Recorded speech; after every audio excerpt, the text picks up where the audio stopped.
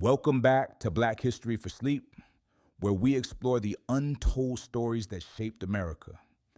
I want to thank each and every one of you for being here tonight, whether you're a longtime listener or discovering us for the first time. Your support means everything, and it's because of you that we can keep these important stories alive. If you find tonight's story meaningful, please consider hitting that like button and subscribing to help us reach more people. And if you know someone who would appreciate learning about Black history in this gentle way, please share this video with them. Together, we're building a community that refuses to let these stories be forgotten. Now, let's settle in for tonight's journey. Close your eyes and imagine the most prosperous Black community in America. Picture bustling streets lined with Black-owned banks, luxury hotels, and thriving businesses. The year is 1921, and you're standing in the Greenwood district of Tulsa, Oklahoma, a place so wealthy and successful that Booker T. Washington himself called it Black Wall Street. But in just 24 hours, this paradise would become a graveyard. This is the story of how jealousy, lies, and hatred destroyed the American dream, and how that destruction was hidden from history for nearly a century. Let me take you back to a time when the impossible seemed possible. In 1921, while Jim Crow laws strangled Black communities across the South, something miraculous was happening in Tulsa. Oil had been discovered beneath Oklahoma's red dirt, and unlike other places, Black people here had managed to claim their piece of the prosperity. O.W. Gurley, a wealthy Black landowner, had a vision. He bought 40 acres of land and sold it exclusively to other Black families. What grew from that vision was extraordinary. The Greenwood district became home to over 10,000 Black residents living in a completely self-sufficient community. Picture this: Black doctors treating Black patients in Black-owned hospitals, Black lawyers arguing cases in Black-owned law firms, Black families shopping in Black-owned department stores that rivaled anything downtown.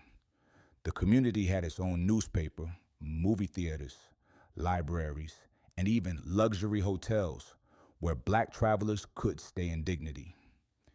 J.B. Stratford built a 55-room hotel that was the finest in the state.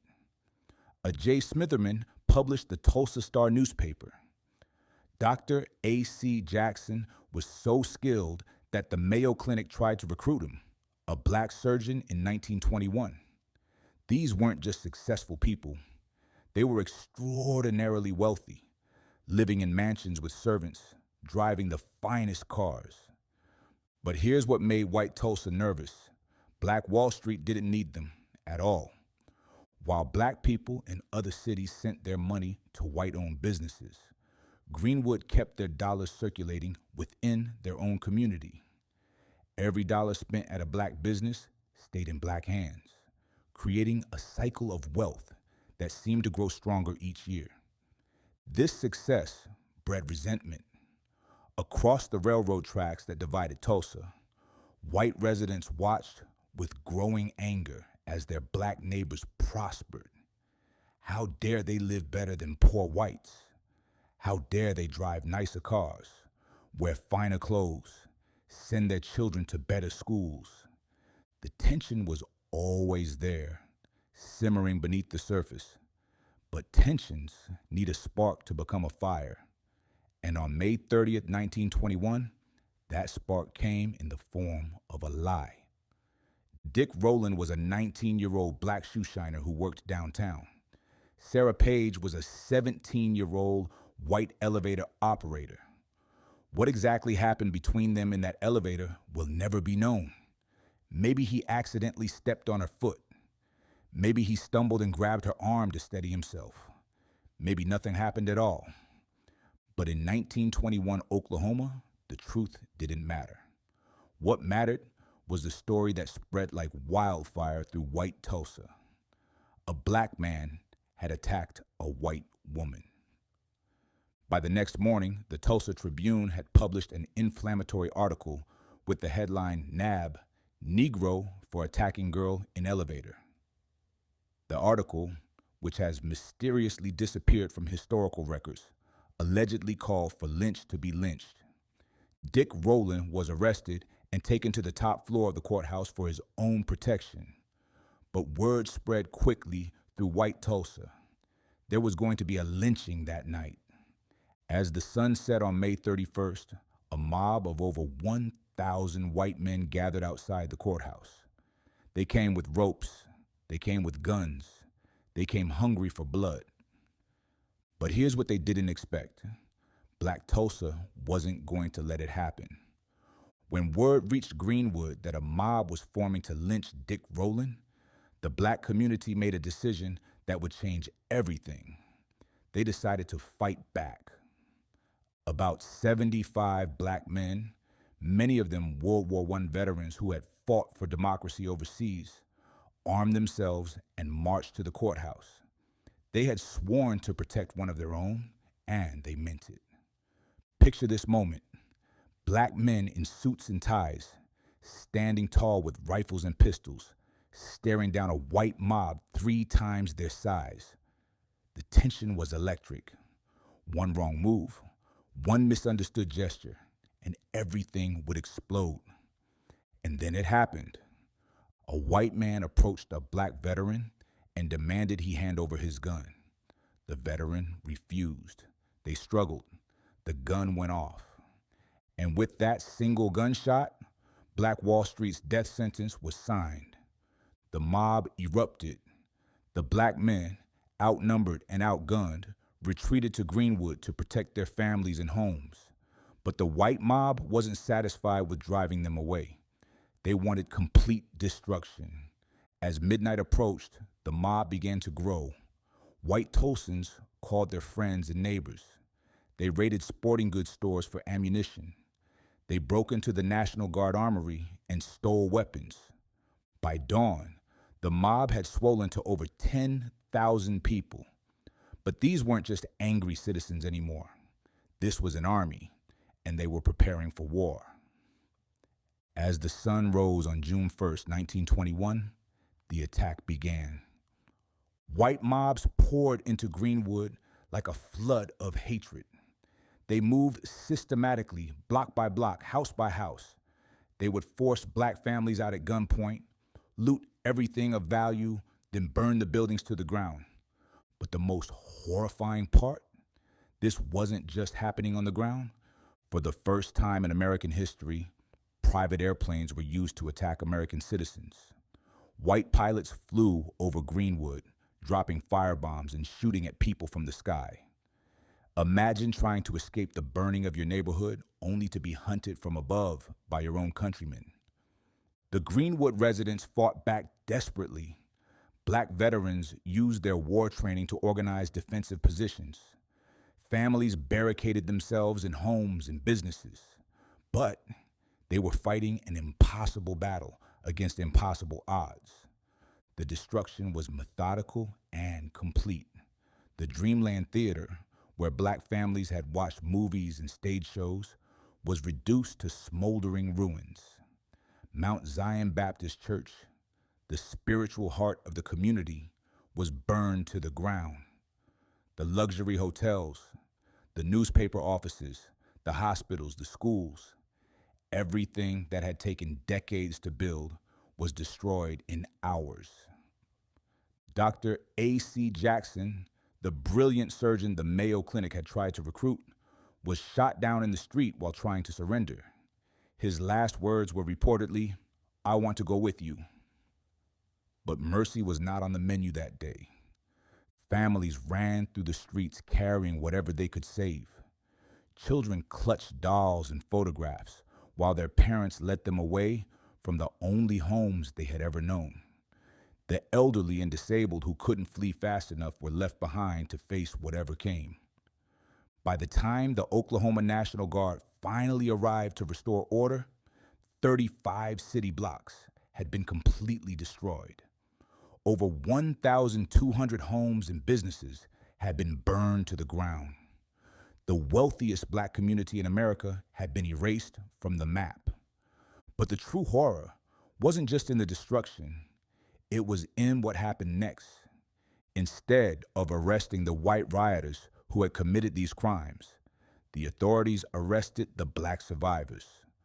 Over 6,000 black citizens were rounded up and placed in internment camps surrounded by barbed wire. They were held there for days without food, water, or medical care. Meanwhile, white Tulsans were already planning to make sure Greenwood could never be rebuilt. They proposed changing the building codes to make reconstruction impossible. They suggested turning the destroyed area into a railroad depot. They wanted to make sure Black Wall Street stayed dead. But here's what they didn't count on: the strength of the human spirit. Despite losing everything, despite being abandoned by the authorities, despite facing a city that wanted them gone, the survivors of Greenwood began to rebuild. Families who had lost their homes moved back to the charred lots and started over. Business owners who had lost their life's work borrowed money and opened new shops. Within 5 years, much of Greenwood had been rebuilt. Not as grand as before, not as wealthy, but rebuilt nonetheless. The community refused to be erased, but perhaps the most devastating attack wasn't the physical destruction. It was the deliberate erasure from history.